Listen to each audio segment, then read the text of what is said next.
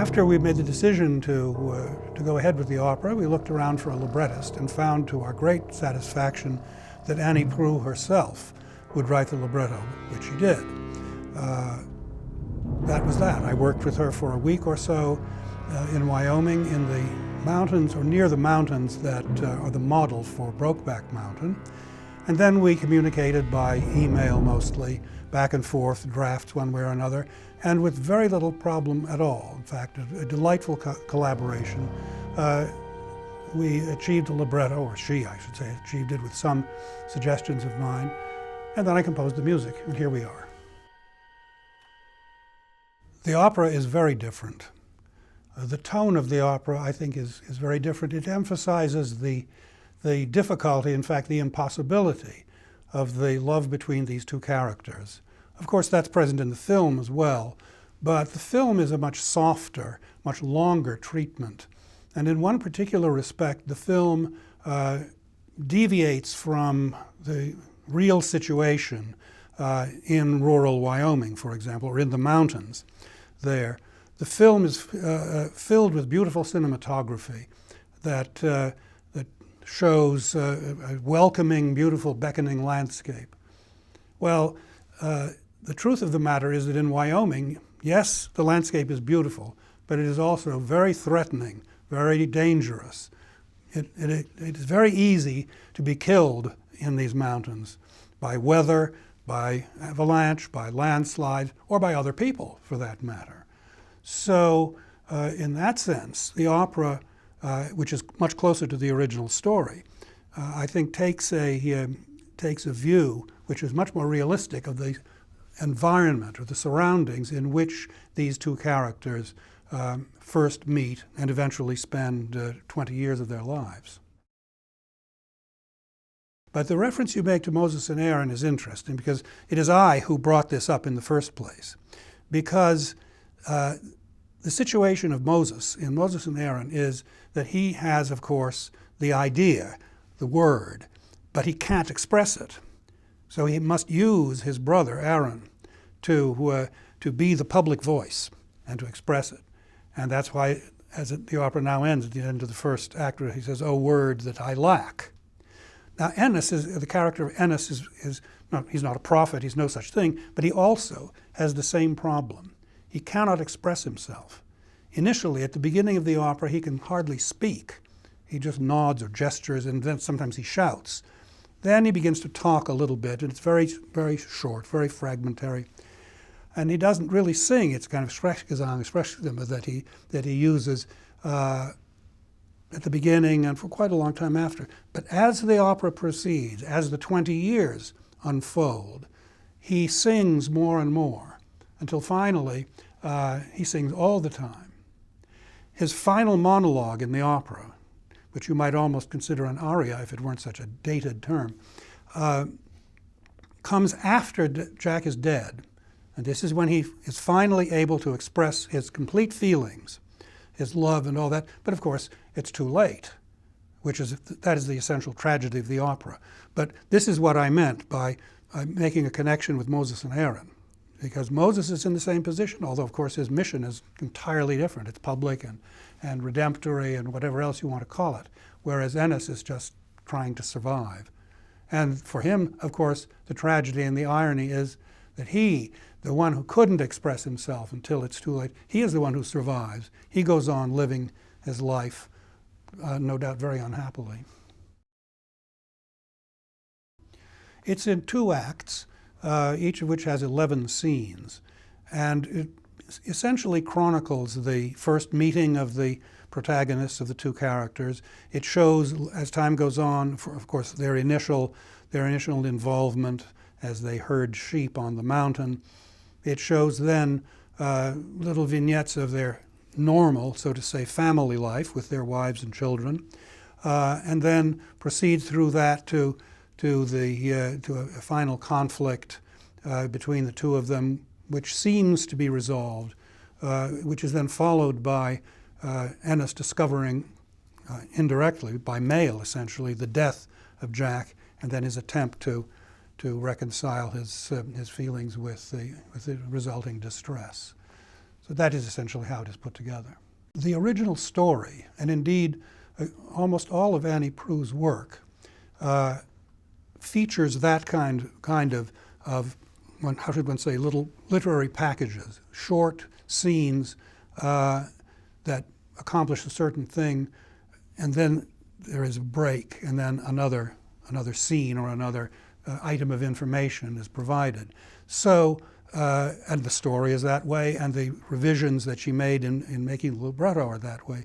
So that would make it a natural matter for an opera stage work of several scenes. The division into 2 acts, I suppose, is mostly convenient. It's not an essential structure. But I must say the instrumental interludes do have a role. Of course, they are to some extent, because there's such a difference between this scene and this scene that one needs to have something between. Yes, there's that. And to some extent, they are a commentary on what is going on. But they also have a role of punctuating the action in the following way. As the work proceeds, they become shorter, and there are fewer and fewer of them, until in the second act there are hardly any. And when they are, they're very brief. They're not this kind of Straussian tone poem things of all of 3 minutes that they are in the first act. There are harmonic materials, specific pitches, in fact, that refer to the 2 characters, and one that also refers to the mountain, which is in the background. So there is that element, and it, of course, produces or exerts a unifying force on the entire composition. There are also other items of machinery in the composition which I will not burden you with, which are not very, maybe interesting for me or for other composers, but not interesting for the public in general. But I think it holds together. In one sense, you could say that that a work that has 2 male characters, or for that matter, 2 women only, might become uninteresting to listen to. But I never found that to be the case.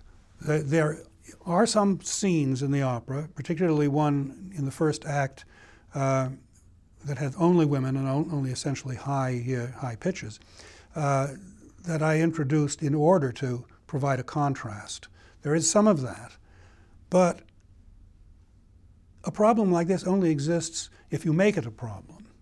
And I have made a specialty over the course of my composing career to write music for many different kinds of combinations, which might seem difficult or unusual, but they seem to come out all right. For example, one comes to mind, a piece of mine for double bass tuba and bass trombone. I think when you hear it, you don't say to yourself, oh, all those low instruments, why can't I have some high notes? If you compose properly, the problem disappears. And in this case, in the case of this opera, also I have been given a wonderful text by Annie Proulx, which is very clear and very concise, as a libretto must be. There are no extra words. There's no long time where you have to spend explaining background or other things of that sort. And this means that the clear projection of the text is of paramount importance. This is an old story, of course, but it's of paramount importance. And when it is clearly projected, when the text is clearly projected, then the question of who is doing the projecting, whether it's a tenor, baritone, or a soprano, becomes, I think, much less important.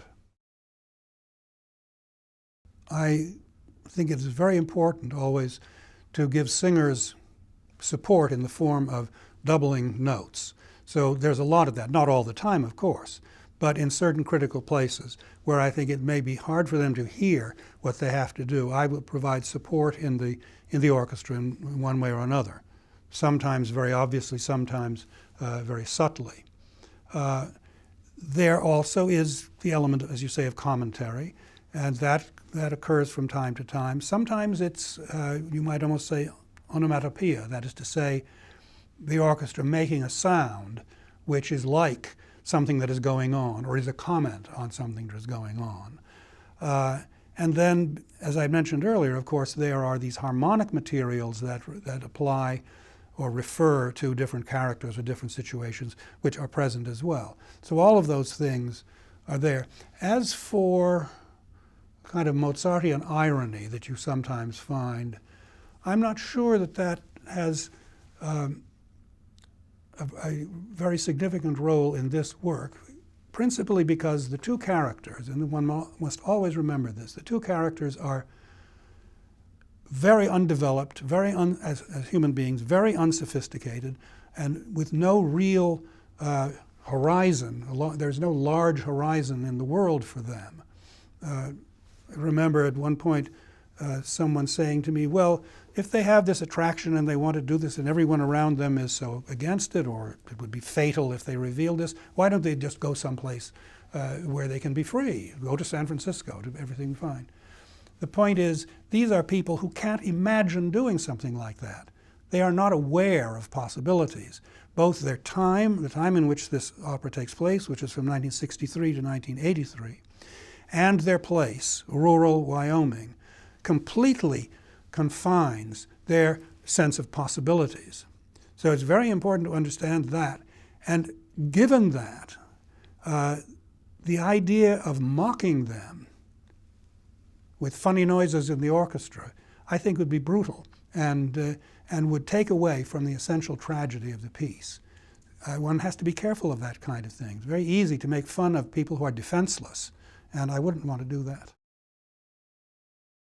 The chorus are Furies. They appear only once, very briefly, in the second act, just after Ennis has learned of the death of Jack. He's in public. He's just gotten a piece of mail, a postcard returned, which says deceased on it. That's a postcard from Jack. And he now realizes he's dead. This is shattering. He had no warning whatever. So our stage directions say, if they are followed in the production, say that he's so shocked he drops the postcard. The wind blows it away. He has to crawl on his knees to get it back, to find it. And meanwhile, the people of the town, he's in the public square, the people of the town are, what is the matter with him? They're asking. What's wrong with him? Who is he? And then they begin to say, oh, he's from the Del Mar family. His parents were killed in a car wreck years ago, and they started this. He's difficult. He always fights with people. They're making these nasty, totally unsympathetic comments, and they follow him around as he is looking for a telephone to call Jack to try and see somehow he may still be alive. And then when he has a subsequent conversation with the wife of Jack, now his widow, they gather around him like this, and they are making sarcastic comments or repeating what he says in a very unsympathetic way. They are, I suppose you might say, a manifestation of his mind in a certain sense, an external form of the kind of conflict which he has never been able to resolve. It's that kind of thing.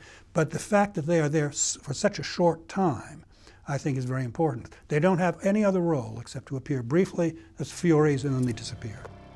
But everything, I hope, that I have composed is in the service of the drama, an ancient idea, many centuries old, and I just continue it.